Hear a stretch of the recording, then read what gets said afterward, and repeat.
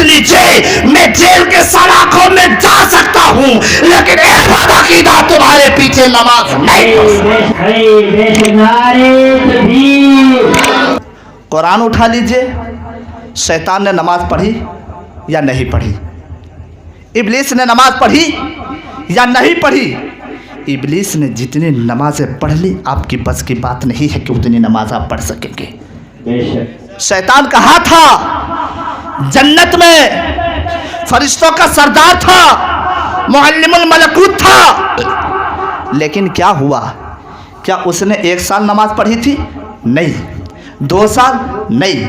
100 साल? नहीं। 1 करोड़? नहीं।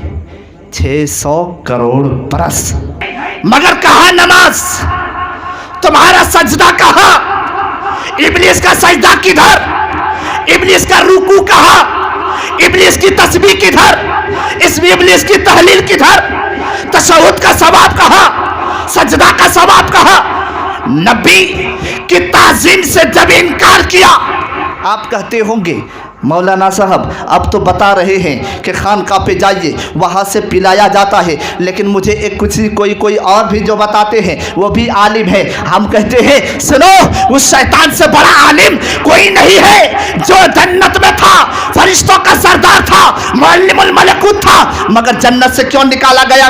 इस वजह से निकाला गया, इल्म की कमी नहीं, इल्म के घमंडी में, इल्म के तकब्बुर में। हम तुझे तो मानेंगे ए रब, तू कहे तो तुझे लाख बार सजदा करेंगे, गोया के करोड़ बार सजदा करेंगे, करोड़ बार तस्बीह पढ़ेंगे, लेकिन तुझे मानेंगे, तेरे नबी को नहीं मानेंगे, अंबिया को नहीं मानेंगे, आदम को सजदा नहीं करेंगे। रब ने फरमाया हद,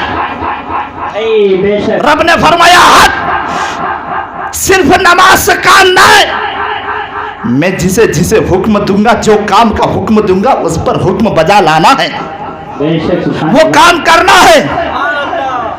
जन्नत से शैतान निकल गया, जन्नत से शैतान को निकाल दिया गया। 600 करोड़ बरस नमाज पढ़ी, वो नमाज कहाँ है? आप बताइए, वो नमाज का सवाब कहाँ है? आज दुनिया कुरान खोलती है, दुनिया के ईमानदार कुरान खोलते हैं तो पहले पढ़ता है औज़ु बिल्लाहि मिनश शैतानिर रजीम। गोया कि शैतान को पहले मरदूद कहता है, शैतान को पहले गाली देता है। अब जैसे ही उसको निकाला गया, वजह क्या है? क्यों निकाला गया? क्योंकि अदब से खाली था, इल्म में कमी नहीं, इबादत में कमी नहीं, नमाज में कमी नहीं, रुकू में कमी नहीं, सजदा की कमी नहीं। कमी कौन चीज़ के? तहजीब के, ताज़ीम का। इस चीज़ की कमी होने से जन्नत से बाहर कर दिया गया। अब जब जन्नत से बाहर कर दिया गया, उसके चेले दुनिया में कितने हैं? जिसको कहते हैं देवबंदी, एक फिर कई फ़िरका हैं जिसको कहते हैं वहाबी, जो है फुरफुरा वाला, जो है देवबंद वाला, कोई है नदवा वाला, ये सब उनके चेले हैं। वस्ताज इब्लीस हैं, ये लोग चेले हैं। और याद रखिएगा, उन चेलों के पीछे जैसे कोई दारुल उलूम नदवा से फारिग हो जाता है, वो भी तो आलिम बनता है ना। अरे वो भी तो आलिम बनता है, नदवा में बहुत बड़ा इदारा है वहाबियों का, वो भी तो आलिम बनता है। क्या उसके पीछे आप नमाज पढ़ सकते हैं? पूरा मजमा नहीं पढ़ सकते। अगर पढ़ लेंगे नमाज तो आपकी नमाज आपके चेहरे पर मार दी जाएगी। जैसे शैतान को 600 करोड़ बरस नमाज पढ़ने के बाद उसको कहीं जगह नहीं मिली, जो जगह मिली उसी को कहते हैं दोज़ख, उसी को कहते हैं जहन्नम, वही जगह मिली उसको। अब आप कहेंगे क्यों नमाज नहीं होगी? अगर उसके पीछे नमाज हो जाती तो मुजाहिद मिल्लत अरब की सरजमीन पर जब हज का मौका गया तो मुजाहिद मिल्लत ने फरमाया मेरे हाथ में हथकड़ियाँ डाल दो, बेशक पाँव में बेड़ियाँ डाल दो, लेकिन ए वहाबियों, तुम्हारे पीछे हम नमाज नहीं पढ़ेंगे, क्योंकि हम फातिहा के कायल हैं, हम मज़ारों पर जाने वाले हैं, हम फातिहा पढ़ने वाले हैं, हम नियाज करने वाले हैं, हम नबीयीन वाले हैं, सिद्दीकीन वाले हैं, शोहदा वाले हैं, सालिहीन वाले हैं, गौसे आजम वाले हैं, मोइनुद्दीन वाले हैं, आला हजरत वाले हैं, मखदूम कछोछा वाले हैं। इसलिए मैं जेल के सलाखों में जा सकता हूँ, लेकिन अकीदा तुम्हारे पीछे नमाज नहीं पढ़ सकता। बेशक नारे तकबीर, नारे तकबीर, नारे रिसालत, नारे रिसालत, जश्न ख्वाजा गरीब नवाज, सुभान अल्लाह। और खानकाहों से जुड़ने से क्या मिलता है जानते हैं? खानकाहों से जुड़ने से क्या मिलता है पता है? एक इमाम साहब मस्जिद में इमामत कर रहे थे, वो हाफिज़ नहीं थे। रमज़ान का महीना आया, एकदम शांति से सुनिए, आखिरी वाक़या है। सो मौलाना पीर तरीक़त मौलाना हसनैन आरफी साहब क़िबला की तकरीर होगी। जब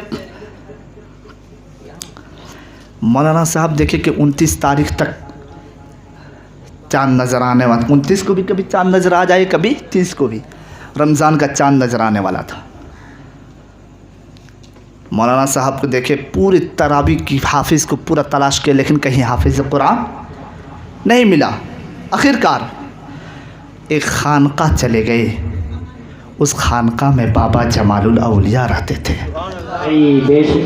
आज कहते हैं खानका में क्या होता है? सिर्फ खानका। अरे हम लोग सुन्नी है, खानका करते, तुम्हारे जैसे खामखा ना है। हम लोग खानका वाले हैं, खामखा वाले। जोर से बोलो नहीं। जैसे ही गया बाबा जमालुल औलिया का पैर पकड़ लिया, और बाबा जमालुल औलिया का पैर पकड़ कर कहा, हुजूर मैं तो पूरा, मेरी ज़िम्मेदारी में कमेटी वालों ने हाफिज़ लाने का दिया था, लेकिन हाफिज़ नहीं मिल रहा है। रमज़ान में तरावी कौन सुनाएगा? मैं तो मौलाना हूँ, मौलवी हूँ, हाफिज़ नहीं हूँ, मुझे हाफिज़ का इंतज़ाम कर दिया। कहा मौलाना चुपचाप जाके सो जाना।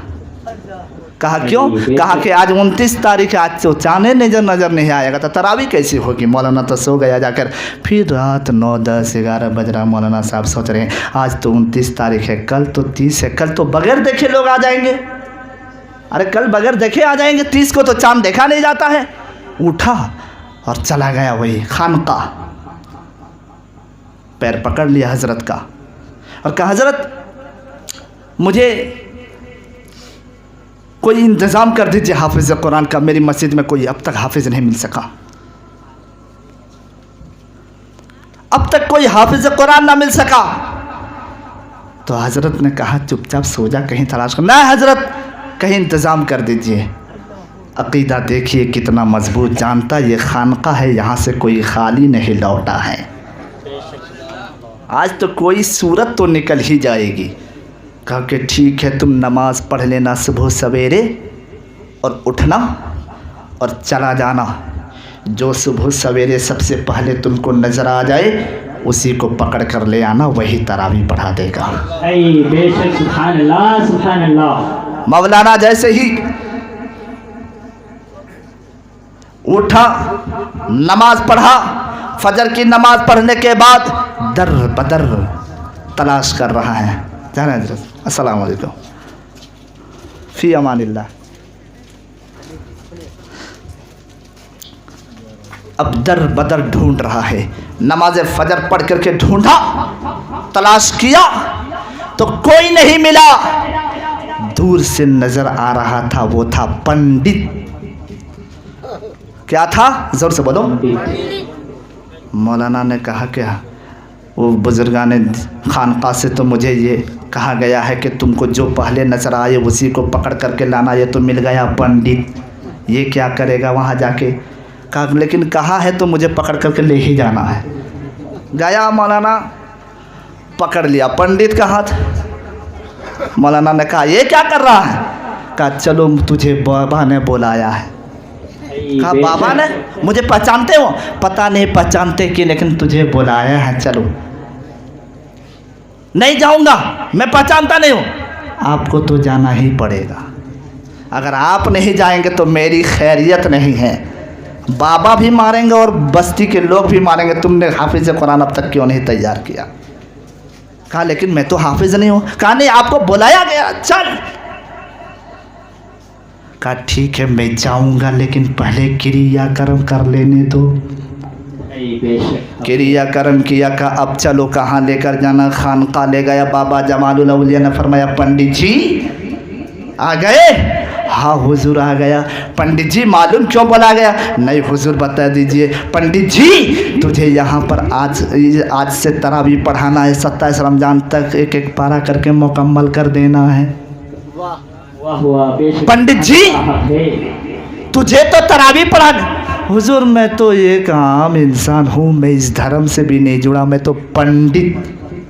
बेशक अरे तुझे पढ़ाना होगा, कोई हाफिज नहीं मिल रहा है। हुजूर सुन लीजिए ना, मैं तो पंडित का पंडित है तो क्या हुआ, ख़त्म तुम्ही को सुनाना है। जोर से बोलो बेशक सुभान अल्लाह। का हुजूर मुझे कुरान किसको कहता है, मैं तो अब तक खोल के देखा भी नहीं, मैं वहां कैसे सुनाऊंगा मुसल्ले पे खड़ा होकर, जबकि जबानी सुनाना पड़ता है।